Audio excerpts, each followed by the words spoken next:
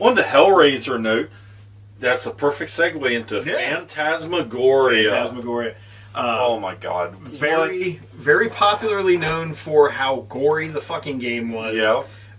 It had a humongous budget. Yeah. How much? 4.5 million. To make a game. That was completely unheard of back in the that was 90s like the water when this world came of video out. games. Yeah.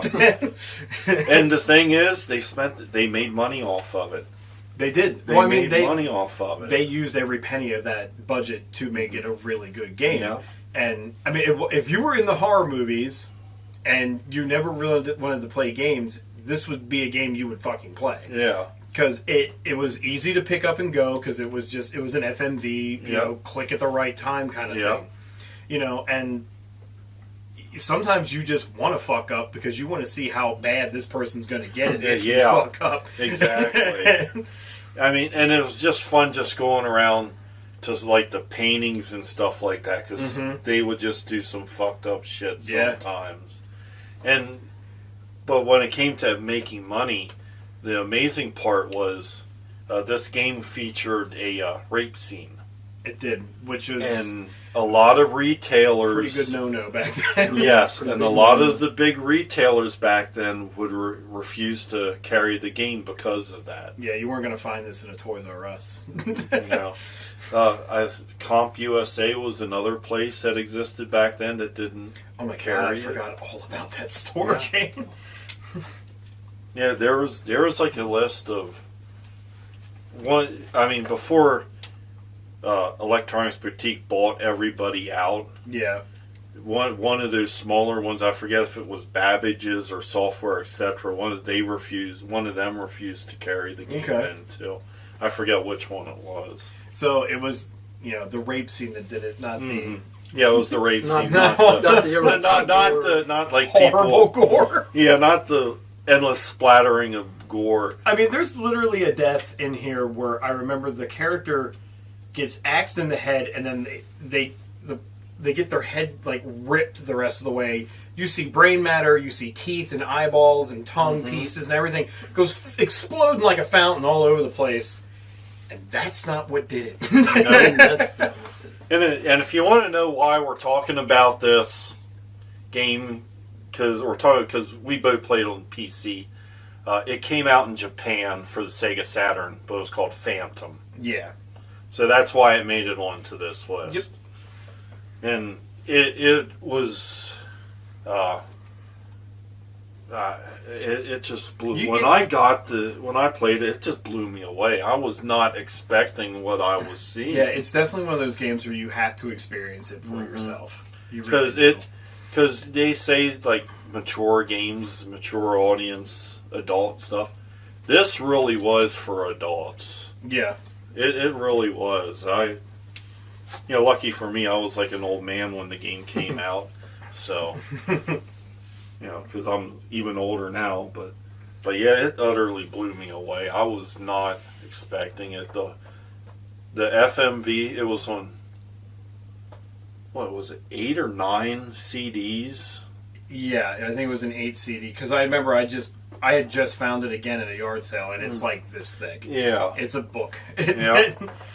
But if you ever wanted to experience this game, and it's not extremely easy to find right now. It's a cult hit, but you could go on to search on YouTube for a guy named Spoony. Spoony Experiment is his channel name. He has a series called FMV Hell, and he plays Phantasmagoria in its entirety. So you can sit down and watch it if you want.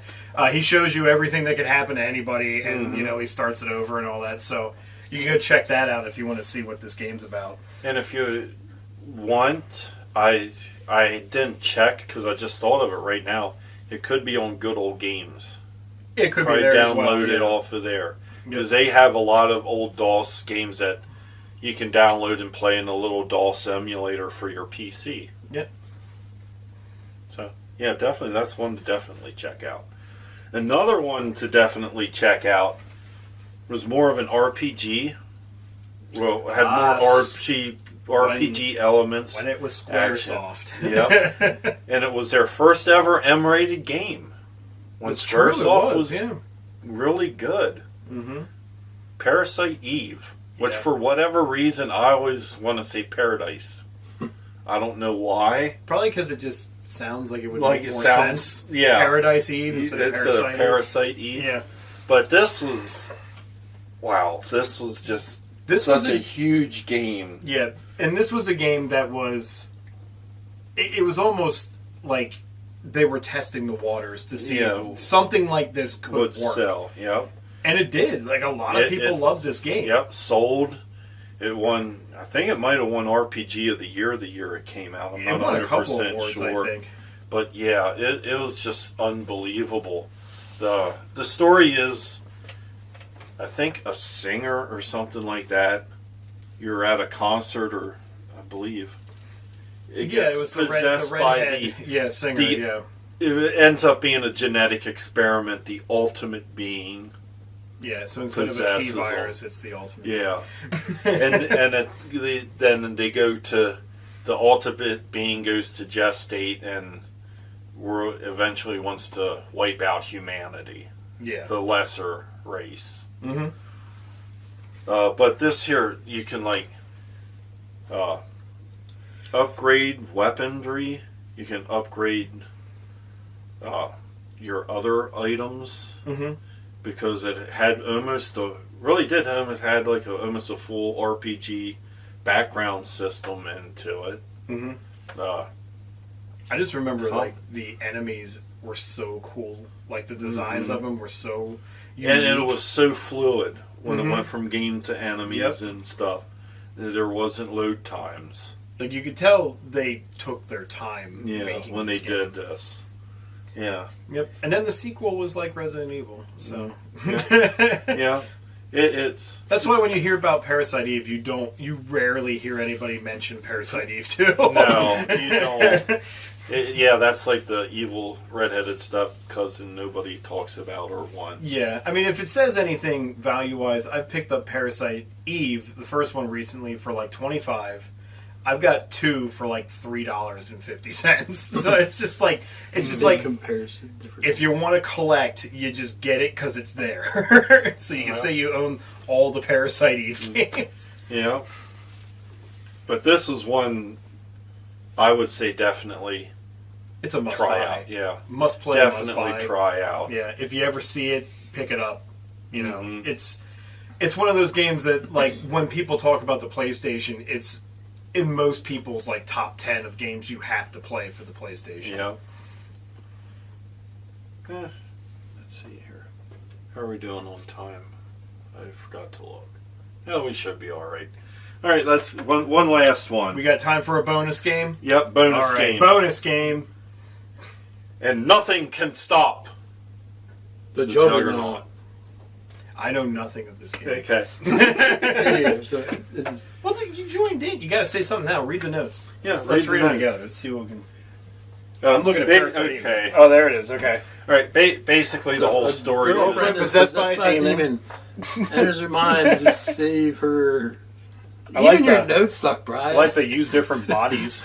That sounds sexy. to solve puzzles. Yeah, different bodies. there's well, I mean, if I'm you know assuming about, you Basically, you possess you- other people.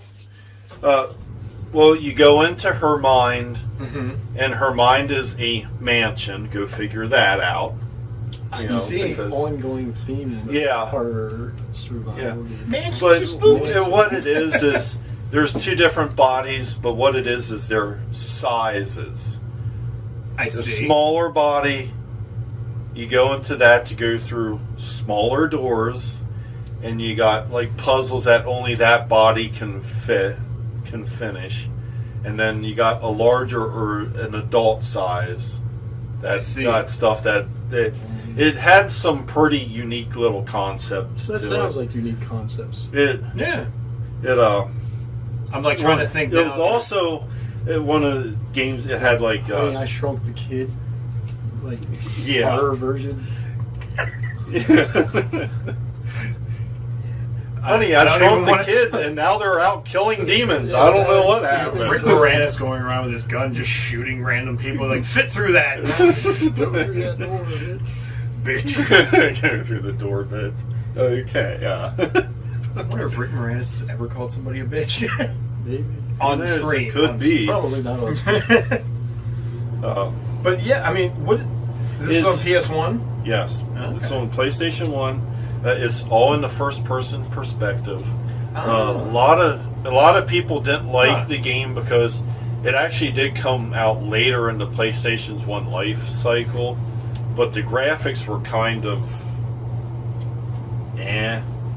Like early PlayStation test Yeah. phases. Yeah, but a lot of people like it. It's one of those like cult following games, and it's, in all honesty, it's actually a legitimately scarce game.